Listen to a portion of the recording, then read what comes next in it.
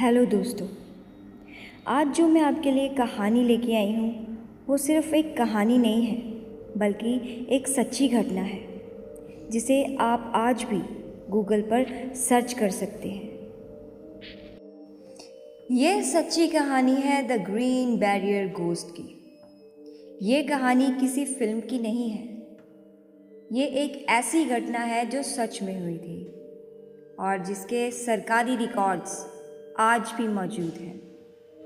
ये कहानी है अमेरिका के वेस्ट वर्जीनिया राज्य की, जहां एक भूत की गवाही ने एक कातिल को जेल पहुंचाया। लोग इसे आज भी कहते हैं द ग्रीन बैरियर घोस्ट। साल था 1897। एक खूबसूरत लड़की थी जोना हेस्टर। जोना की मुलाकात इरेमस शू नाम के एक आदमी से हुई। शुरुआत में वो शांत और अच्छा लगता था, लेकिन गांव के कुछ लोग कहते थे कि उसके अंदर एक अजीब सा गुस्सा था। कुछ महीनों बाद दोनों ने शादी कर ली, लेकिन शादी के कुछ ही समय बाद एक दिन जोना अपने घर में मृत पाई गई। जब डॉक्टर और पुलिस घर पहुंचे तो उन्होंने देखा कि इरेमस अपनी पत्नी की लाश के पास बैठा लगातार रो रहा था। लेकिन उसकी एक बात सबको अजीब लग रही थी। उसने जोना की गर्दन को मोटे स्कार्फ और ऊंचे कॉलर वाले कपड़े से पूरी तरह ढक रखा था। जबकि डॉक्टर उसकी गर्दन देखने की कोशिश करता, इरेमस तुरंत उसे रोक देता। वो किसी को भी जोना के सिर या गर्दन को छूने नहीं दे रहा था। डॉक्टर को जल्दबाजी में मौत की वजह हार्ट फेलियर लिखनी पड़ी और जोना को दफना दिया गया। लेकिन जोना की माँ मैरी जेन हेस्टर को यकीन था कि उसकी बेटी के साथ कुछ गलत हुआ है।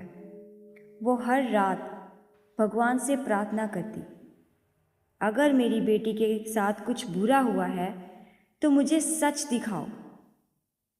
फिर एक रात कुछ ऐसा हुआ जिसने उसकी ज़िंदगी बदल दी। आधी रात के समय मैरी जेन के कमरे का तापमान अचानक गिर गया। हवा बर्फ जैसी ठंडी हो गई। कमरे के कोने में धीरे धीरे एक धुंधली आकृति दिखाई देने लगी। मैरी जेन डर से कांपने लगी। वह जोना थी, उसकी मृत बेटी, उसके सामने खड़ी थी। अगले 4 दिनों तक जोना की आत्मा हर रात अपनी माँ के सामने आती रही। उसने बताया कि इरेमस बाहर से शांत दिखता है, लेकिन अंदर से बेहद हिंसक और गुस्सैल है। उस रात खाने को लेकर दोनों में झगड़ा हुआ था। गुस्से में इरेमस ने जोना की गर्दन पकड़ ली और उसकी गर्दन तोड़ दी। मैरी जेन की सांस रुक गई। लेकिन सबसे खौफनाक चीज़ अभी बाकी थी, वो डरावनापन। अपनी बात साबित करने के लिए जोना की आत्मा ने धीरे धीरे अपना सिर घुमाना शुरू किया और देखते ही देखते उसका सिर पूरा 180 डिग्री पीछे घूम गया। हड्डियों के टूटने जैसी आवाज़ पूरे कमरे में गूंज उठी। मैरी जेन चीख पड़ी। जोना की सफ़ेद आंखें उसे घूर रही थी। फिर उसकी आत्मा धीरे धीरे अंधेरे में गायब हो गई। कब्र दोबारा खोली गई। अगली सुबह मैरी जेन भागती हुई प्रोसिक्यूटर के पास पहुंची।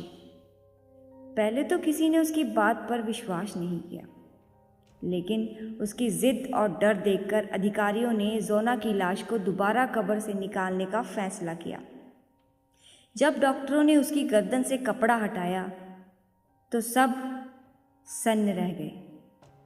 जोना की गर्दन की हड्डियां टूटी हुई थी, उसकी सांस की नली दबाई गई थी और वहाँ उंगलियों के निशान मौजूद थे, यानी उसकी हत्या हुई थी। और जो कुछ उसकी आत्मा ने बताया था वो सब सच था। अदालत में सुनवाई हुई, मामला अदालत पहुंचा इरैमस शू पर हत्या का मुकदमा चला। अदालत में मैरी जेन ने सबके सामने बताया कि कैसे उसकी बेटी की आत्मा उससे मिलने आई थी। पूरा कोर्ट रूम शांत हो गया। लोग डर और हैरानी से एक दूसरे को देखने लगे। आखिरकार सबूतों के आधार पर इरैमस को दोषी पाया गया। उसे उम्र कैद की सजा सुनाई गई। आज भी मौजूद है सबूत। यह कोई मनगढ़ंत कहानी नहीं है। आज भी वेस्ट वर्जीनिया में उस घटना से जुड़ा एक ऑफिशियल हिस्टोरिकल मार्कर मौजूद है।